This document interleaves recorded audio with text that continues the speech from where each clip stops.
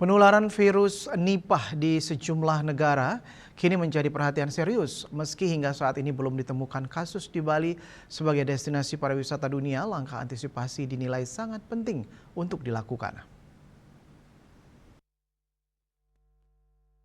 Pemerintah Kabupaten Badung pun meningkatkan kewaspadaan terhadap potensi masuknya virus Nipah yang diketahui dapat menular melalui air liur, kelelawar, serta menyebar ke hewan lain hingga manusia.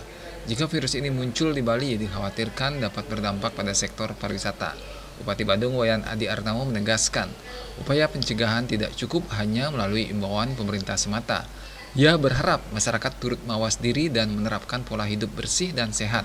Meski diakui belum ada virus Nipah yang masuk ke Indonesia, Pemkab Badung tetap menyiapkan langkah pencegahan, termasuk memperketat pengawasan di pintu masuk Bali.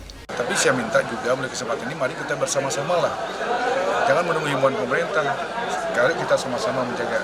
Dan yang paling penting mungkin perlu ada satu pengendalian yang agak selektif nanti di pintu-pintu masuk nih. Terutama teman-teman yang dari imigrasi, ini agar benar-benar agak selektif dan perlu juga disiapkan satu alat kontrol yang bisa mengetahui ya apakah mungkin yang harus dilakukan. Kita kan udah belajar pengalaman COVID-19 kemarin.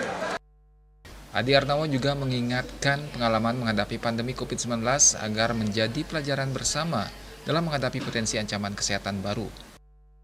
Winata Bali TV.